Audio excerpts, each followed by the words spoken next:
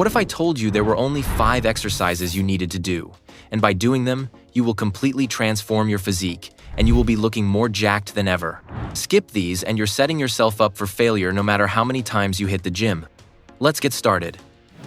We're going to start this list with the king of all compound exercises, the deadlift.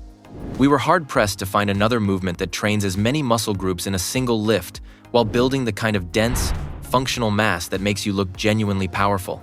The deadlift trains your hamstrings, glutes, lower back, middle back, upper back, traps, forearms, and core. That's nearly every major muscle group in your posterior chain working together under maximum load. Another massive benefit of the deadlift is its natural movement pattern. Humans have been picking heavy objects off the ground since the beginning of time, making this one of the most instinctive lifts to learn and master. Unlike squats or bench press, which require specific positioning and technique, the deadlift feels natural once you understand the basic hip hinge pattern. There's also a wide variety of deadlift variations to choose from that target different muscle groups to varying degrees. If we were to choose one variation that maximizes total body development, it would be the sumo deadlift. We recommend this variation because of its great involvement of the quadriceps. And since traditional barbell squats aren't on this list, sumo deadlifts provide that quad stimulation. Here's how to perform the sumo deadlift correctly. Stand with feet wider than shoulder width, toes pointed out. The bar should be close to your shins. Grip the bar with hands inside your knees. Keep your chest up and back flat. Drive through your heels and extend your hips. Stand up straight and lock out at the top. Squeeze your glutes at the finish. Lower with control by hinging at the hips. Keep the bar close to your body throughout. Beginner option. Start with trap bar deadlifts or Romanian deadlifts with lighter weight to learn the hip hinge pattern before progressing to heavy sumo or conventional deadlifts. Do 3 to 4 sets of 5 to 8 reps once per week. Rest 3 minutes between sets. Have deadlifts as part of your arsenal, and your physique will thank you for it. But if you think posterior chain development alone builds an impressive physique, wait until you see the pressing movement that develops the upper chest that actually makes you look jacked. The second movement is the incline bench press, and this is the chest builder that develops the upper pecs that create that full, impressive chest that looks great in a t-shirt. While most men focus exclusively on flat bench press, pressing with a proper incline angle specifically targets the upper chest. A well-built upper chest has a greater impact on the appearance of your entire chest than just having a large lower chest. The upper chest, technically known as the clavicular head, consists of muscle fibers that respond incredibly well to incline pressing. So the question is, what's the best incline angle to use that builds the upper chest while still activating the rest of your pecs? A study on 15 male subjects compared bench press angles at 30, 45, and 60-degree inclines. They found that a 44-degree bench produced greater muscle activation than the 28-degree angle in the upper chest. A second study found similar upper chest activation with 30 and 45-degree angles, with a third study from 2020 finding greater upper muscle activation with a 30-degree angle. Based on these studies, we recommend using a 30 to 45-degree incline press for your chest training. This range maximizes upper chest development while still allowing you to press heavy weight and build overall chest mass. Here's how to perform the incline bench press correctly. Set the bench to 30 to 45 degrees. Lie back with feet planted firmly on the floor. Grab the bar slightly wider than shoulder width. Unrack the bar and hold it over your upper chest. Lower the bar with control to your upper chest. Keep your shoulder blades retracted throughout. Press the bar back up to full extension. Your elbows should be at about 45 degrees from your torso. Touch your upper chest on every rep. Maintain consistent tempo throughout. Beginner option. Start with dumbbell incline press to build stability and learn the movement pattern before progressing to the barbell. Use a spotter when attempting heavy weights. Do 3 to 4 sets of 6 to 10 reps 1 to 2 times per week. Rest 2 to 3 minutes between sets. Now let me show you the back building movement that creates the width and thickness that makes you look massive from every angle. The third exercise is pull-ups, and much like the deadlift, many variations can be used to build an impressively wide and thick back that makes you look powerful.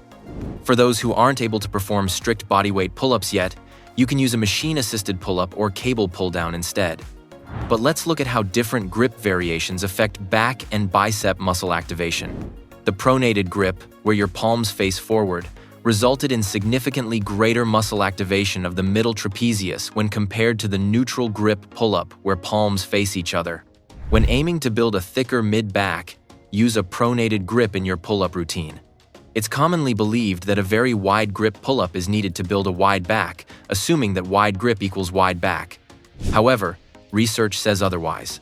A study from 2014 had 15 men perform 6-rep max lat pull-downs with narrow, medium, and wide grips at 1, 1.5, and 2 times shoulder width.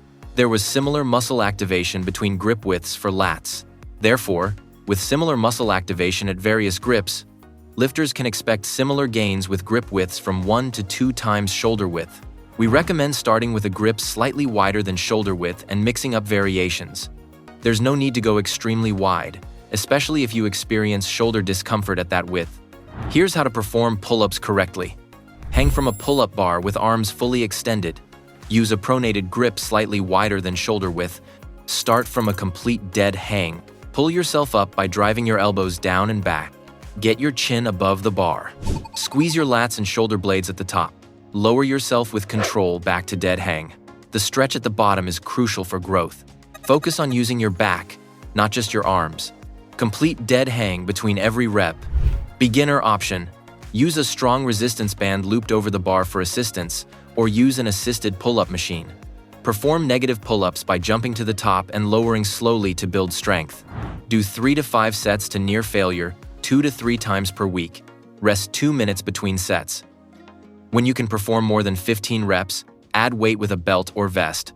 Coming up next is the shoulder builder that creates the 3-dimensional deltoid development that makes your upper body look genuinely impressive. The 4th exercise is the standing dumbbell overhead press.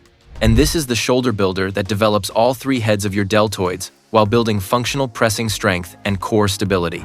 The reason we recommend performing this in the standing position is that it engages your core throughout the movement, creating total body stability. The reason we recommend dumbbells over a barbell is that dumbbells allow more freedom with hand position and create greater overall muscle activation. Research shows greater overall muscle activation in the shoulders when overhead pressing is done standing with dumbbells compared to seated or with a barbell.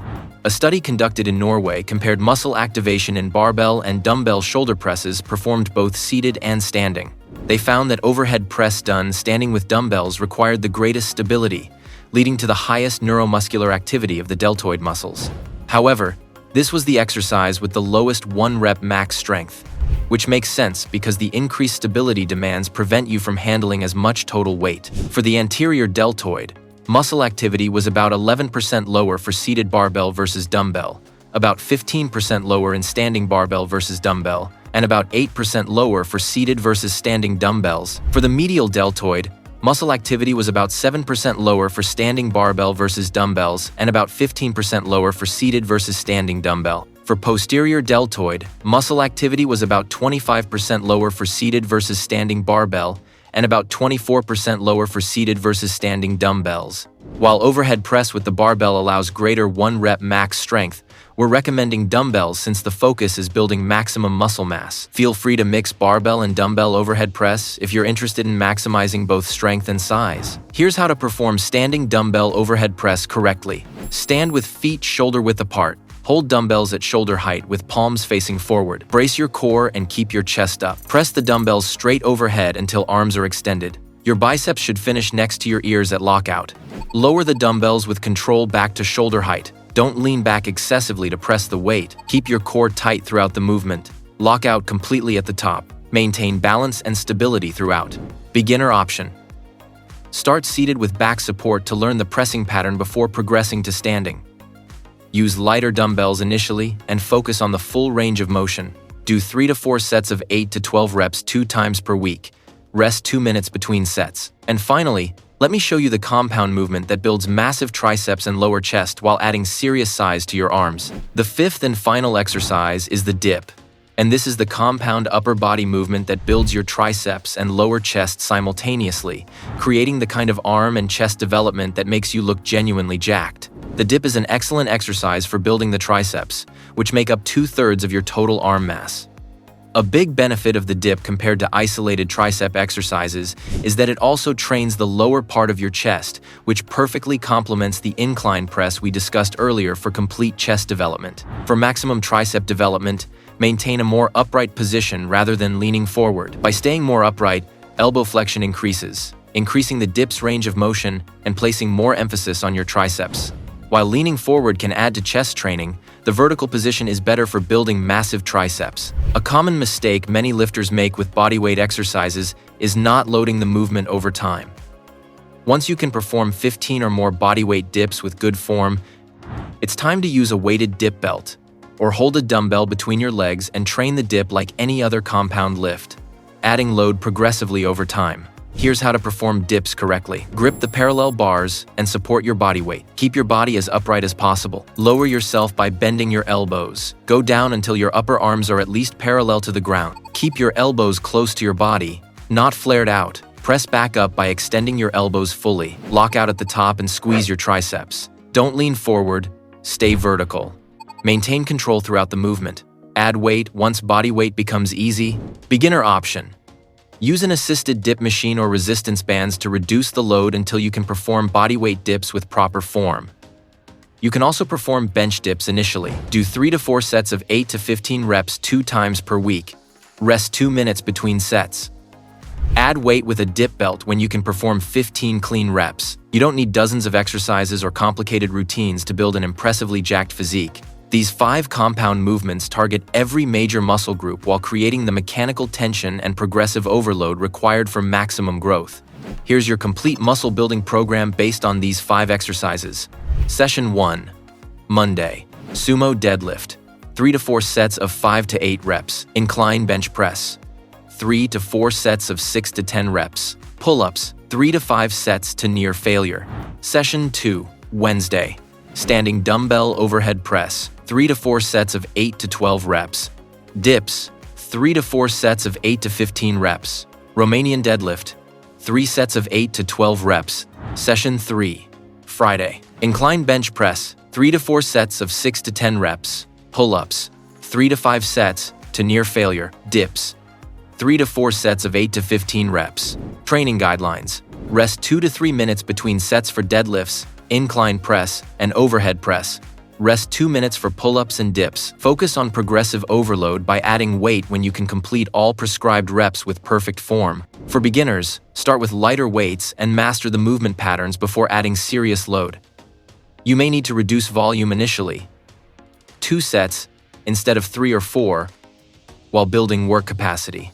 The key to building a jacked physique with these 5 exercises is consistent progressive overload. Track your weights and reps every single session. Add 5 to 10 pounds when you can complete all sets with perfect form. If you can't add weight, add 1 rep per set. Follow this program consistently for 12 weeks, focusing on adding weight to the bar every single week while maintaining perfect form. You'll build more muscle than you did in the last year of complicated training. Your back will be thick and wide, your chest will be full and impressive, your shoulders will be developed, your arms will be bigger, and you'll look genuinely jacked.